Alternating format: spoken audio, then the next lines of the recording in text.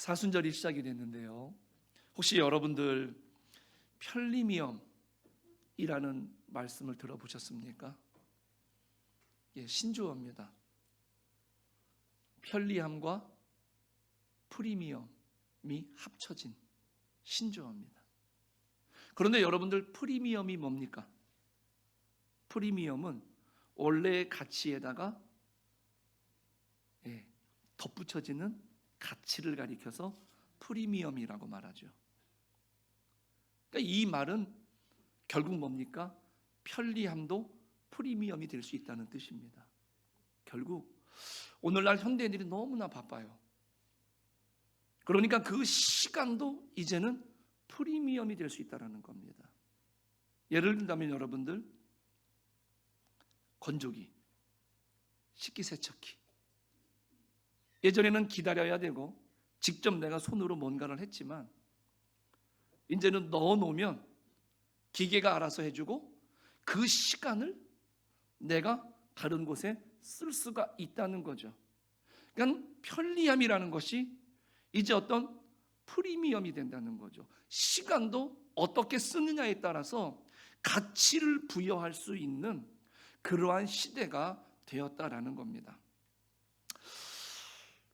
요즘 유튜브에서 그러면 가장 핫한 이 편리미엄을 대표하는 채널이 뭘 것 같습니까? 찾아보니 영화 요약 채널이랍니다. 우리가 영화관에 가면 2시간, 길게는 3시간까지 봐야 되는 그런 영화를 단 10분 만에 그 안에서 이루어지는 갈등들, 그 안에서 이루어지는 복잡한 상황들, 이런 것들은 싹 빼버리고 자극적인 사건, 그리고 시원한 결말만 딱 보여주는 겁니다. 그리고 나서 사람들은 나 그 영화 봤어 라고 이야기를 하는 거죠. 그런데 이 말씀을 드리는 이유는 우리가 혹시 우리들도 신앙생활을 그렇게 하고 있지는 않습니까? 성경 66권의 긴 대서사시 속에서 인내하는 광야의 시간, 눈물 흘리는 회개의 과정, 십자가를 지는 고통스러운 장면이 나오면 빨리 감아버리는 겁니다. 넘겨버려요. 그리고 뭐만 찾습니까?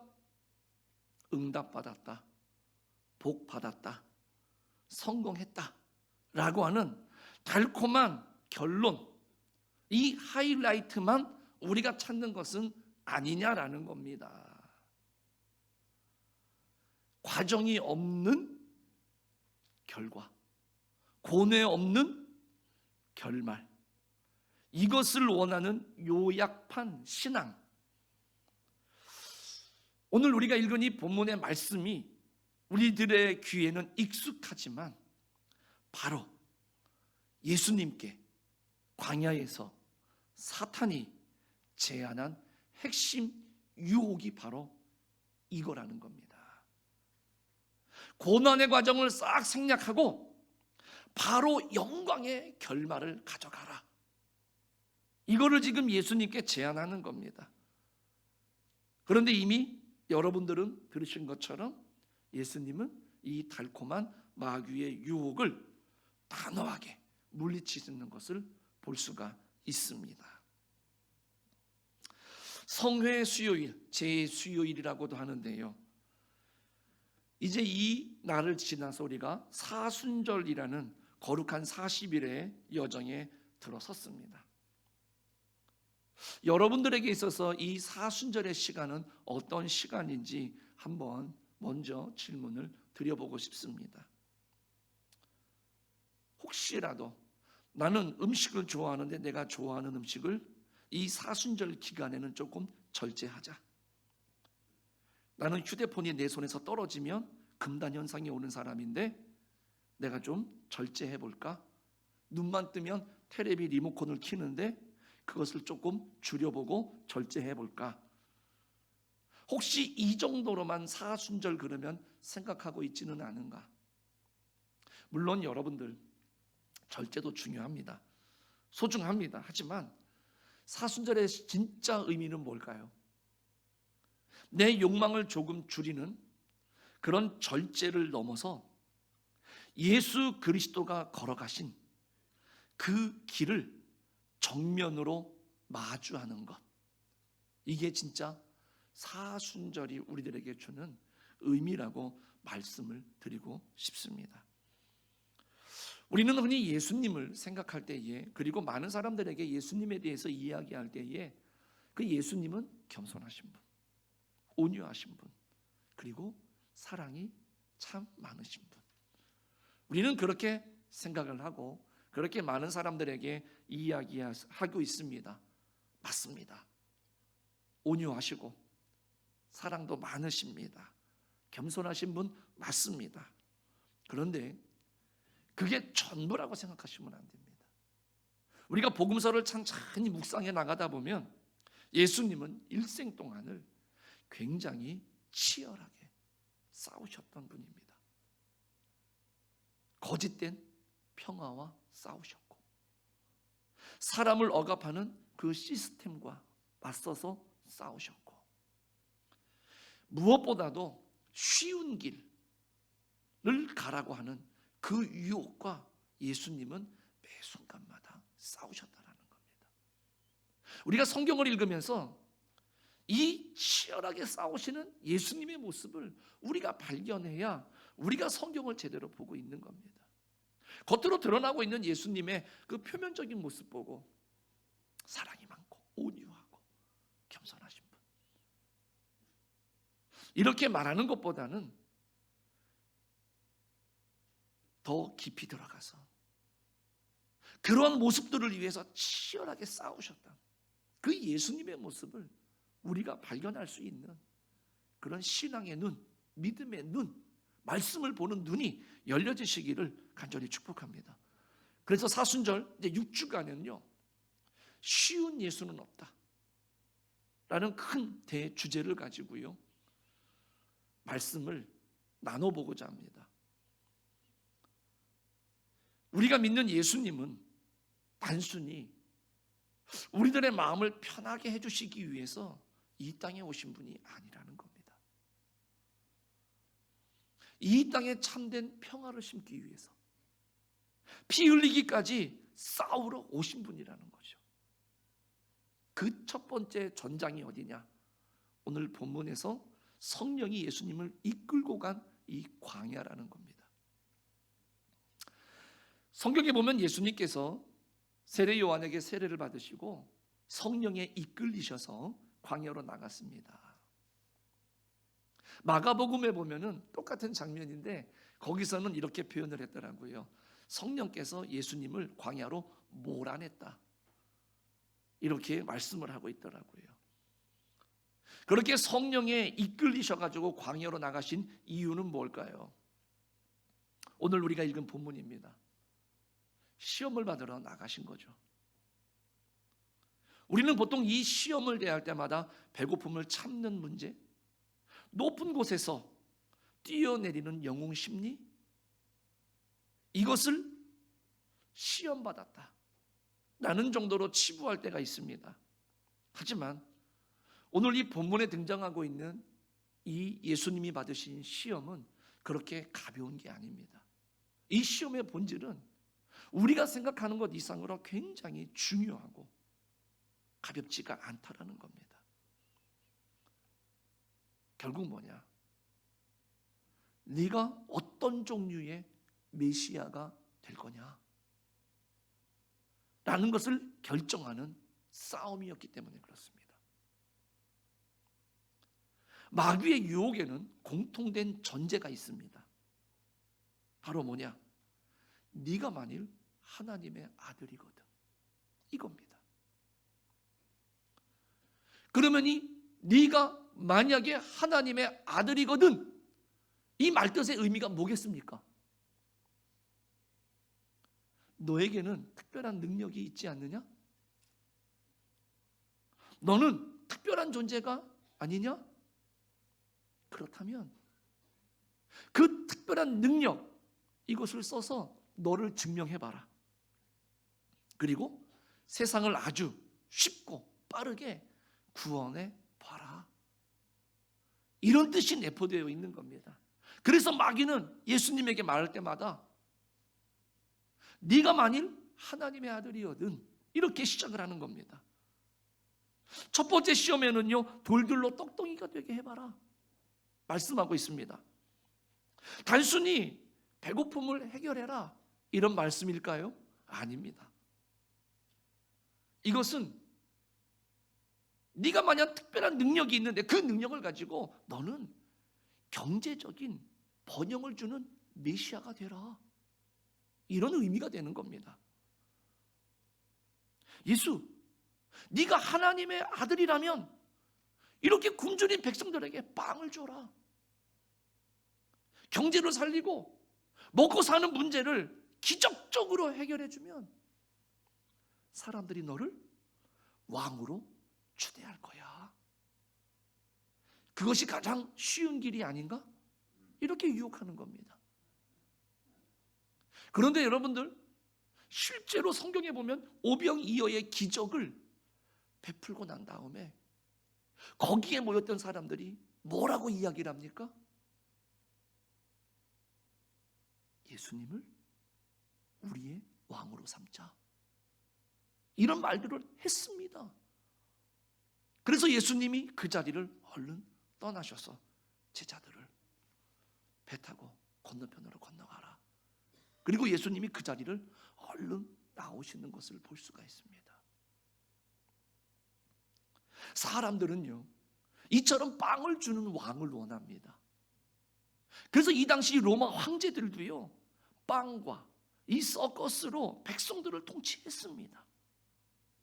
마귀는 지금 예수님께 세상의 방식, 즉 물질적인 풍요를 통해서 사람들의 마음을 사라, 내 편으로 만들어라, 나를 존중하게 만들어라, 나를 왕으로 삼을 수 있도록 만들어라, 이렇게 유혹을 하고 있는 겁니다. 그런데 예수님은 단칼에 거절을 하십니다. 사람이 떡으로만 살 것이 아니다. 이 말씀이 빵이 필요 없다 이런 말씀은 또 아니지요. 이 말씀은 물질로 영혼을 살릴 수가 없다. 빵으로 유지되는 평안은 가짜다 라고 선언을 해주시는 거죠. 그런데 이 말씀은 후에 예수님을 따라다니면서 배고프고 힘들 때마다 그 배고픔을 해결해 주셨던 예수님을 그네들이 나중에 고난받으실 때 어떻게 했습니까? 십자가에 못 박아라. 즉 빵으로 유지되는 평화는 절대적인 평화가 될 수가 없다, 가짜 평화다라고 선언을 이미 하시는 거고, 예수님의 공생애를 통해서 이 말씀이 증명이 되어진 거죠. 예수님은 인기가 있으신 경제 대통령이 되는 이 쉬운 길을 거부하신 겁니다. 그런데 우리가 가장 주목해 봐야 될 것은 세 번째 시험입니다. 마귀는 예수님을 지극히 높은 산으로 데리고 가서 천하만국과 영광을 보여줍니다. 그러면서 말합니다. 10절에 9절에 보니까 만일 내게 엎드려 경배하면 이 모든 것을 내게 주리라, 이렇게 말합니다.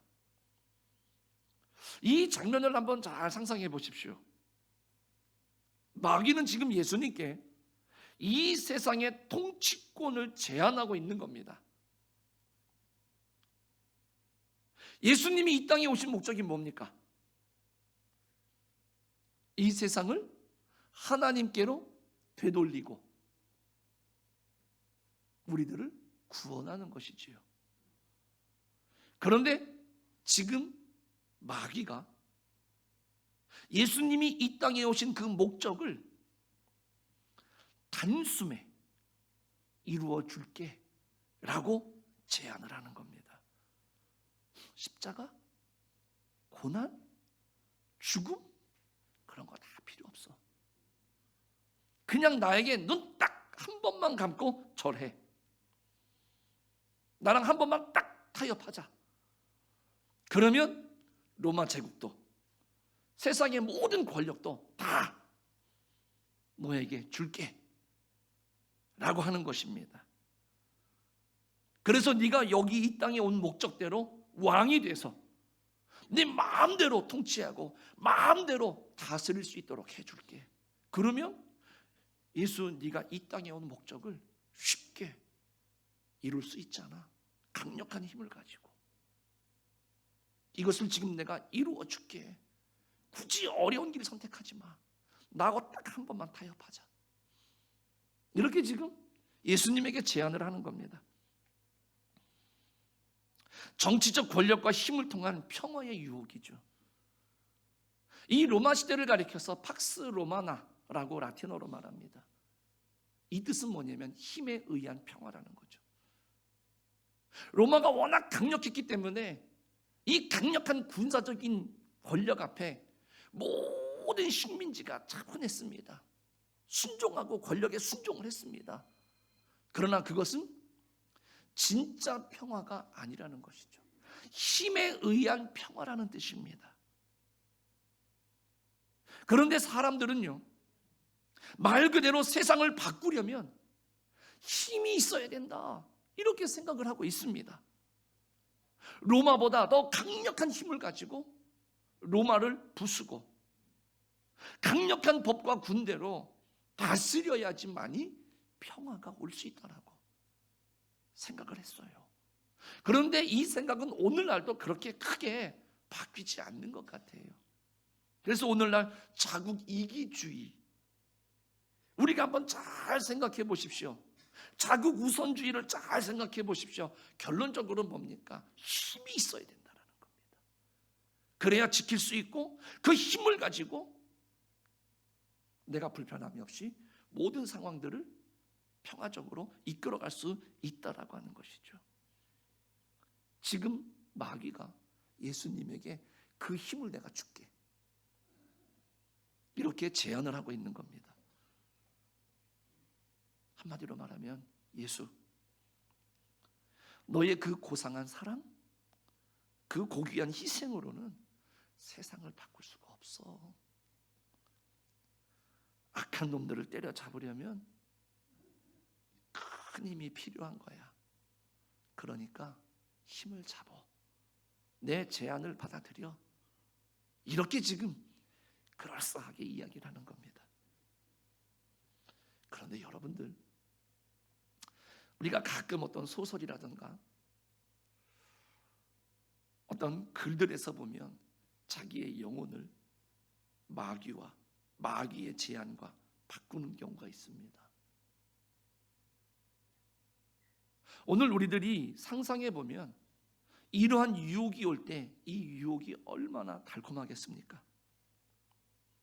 그런데 여러분들, 여기서 좀 냉정하게 우리들의 기도를 한번 되돌아봤으면 좋겠습니다.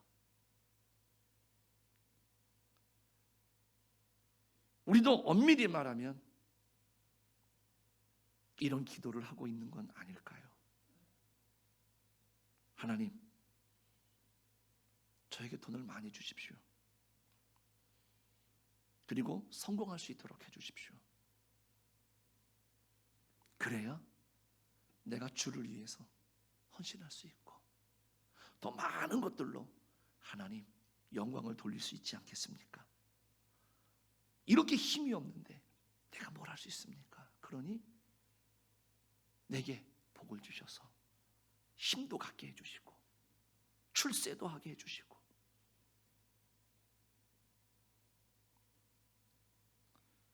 우리는 힘 있는 예수, 강력한 예수를 원하고 있는 것은 아닙니까? 내 문제를 단번에 해결해주고 나를 괴롭게 하는 사람들을 혼내줄 수 있는 쉬운 예수,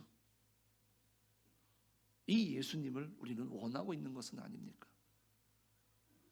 그때 예수님께서는 단호하게 말씀하십니다. 10절에 보니까 사탄아 물러가라.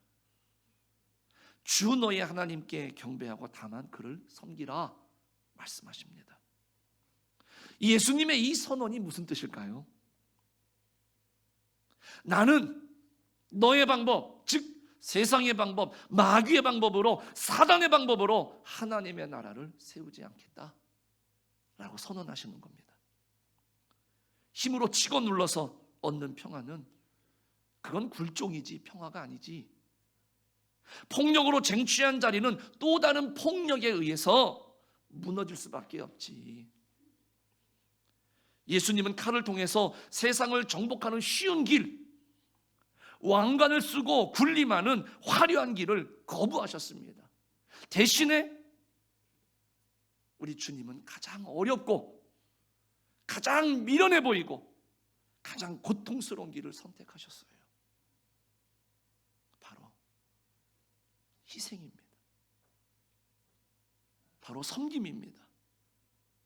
그리고 우리를 위해서 자기의 목숨까지 내어놓아 주신 그 십자가의 길을 선택하신 겁니다. 여러분들, 이 2000년 전의 이 사건은요, 이 광야의 시험은 그 당시로, 예수님 당시로 끝난 게 아니라는 겁니다. 지금 이 순간에 우리 한국교회 그리고 우리 모든 그리스도인들에게 똑같은 시험지가 놓여 있다라는 겁니다. 우리는 알게 모르게 쉬운 신앙을 원합니다. 십자가 없는 영광. 종교 개혁자들은요, no cross, no crown. 십자가 없이는 영광도 없다. 그런 기치를 들고 섰는데 그 후예인 우리들은 고난 없는, 십자가 없는 영광을 원합니다. 고난이 없는 축복을 원합니다. 희생 없는 평화를 우리들은 원한다는 것이죠. 뒤집어서 말하면 세상 사람들처럼 힘을 가지고 싶어 하는 거죠. 그 힘으로 내 영역을 넓히는 것을 그래서 하나님의 축복이다 라고 우리는 착각을 하는 것이죠. 하지만 예수처럼 싸워라 라는 책을 쓴 이 제이슨 포터필드, 쉬운 예수는 없다 라고 말하면서 그 책에서 이렇게 말합니다. 예수는 싸우러 오셨다. 그러나 세상이 싸우는 방식과는 전혀 다르게 싸우셨다. 이렇게 말씀하고 있습니다. 사도 바울의 말씀처럼 우리의 싸움은 혈과 육에 대한 싸움이 아닙니다. 우리의 싸움은 힘이 최고다, 돈이 최고다, 나만 잘 살면 된다 라고 속삭이는 이 세상의 가치관과의 싸움이라는 사실입니다. 누군가 나를 미워할 때 똑같이 미워하고 싶은 유혹, 나를 힘들게 했던 사람들에게 이제는 내가 힘을 가졌기 때문에 똑같이 내가 갚아주겠다. 그리고 더 넘어서 더 이상 나에게 기어오르지 못하게 짓밟아 버리겠다 라는 유혹, 적당히 세상과 타협해서 편안하게 살고 싶은 유혹, 이 모든 것이 오늘을 살아가는 우리들에게 광야의 유혹이죠. 매 순간마다 사단이, 마귀가 우리의 심령 속에, 우리의 귓가에서 우리들에게 쉬운 예수를 계속해서 이야기하는 것. 사순절 첫 주 우리 주님은 지금 광야의 한복판에 서 계십니다. 화려한 왕궁 대신에 거친 광야를, 따뜻한 떡 대신에 하나님의 말씀을, 지배하는 왕관 대신에 섬기는 수건을 선택하신 그 예수를 바라볼 수 있는 우리 대강교회 성도님들이 되시기를 간절히 축복합니다. 그래서 한 주간 우리에게 찾아오는 수많은 그 쉬운 길의 유혹 앞에서 우리는 예수님처럼 이렇게 단호하게 선포했으면 좋겠습니다. 나는 힘으로 이기는 가짜 승리가 아니라 사랑으로 지는 진짜 승리를 선택하겠습니다. 나는 세상의 떡을 쫓는 자가 아니라 하나님의 말씀을 쫓는 자로 살겠습니다. 여러분들, 쉬운 예수는 없습니다. 우리는 예수님처럼 싸워야 되는 것입니다. 그러나 그 좁고 험한 십자가의 길 끝에는 세상이 줄 수 없는 참된 생명, 그리고 부활의 영광이 있음을 한시라도 잊지 않기를 간절히 축복합니다. 이 거룩한 선한 싸움의 길을 함께 걸어가는 저와 여러분이 되시기를 주님의 이름으로 간절히 축복합니다. 기도하겠습니다.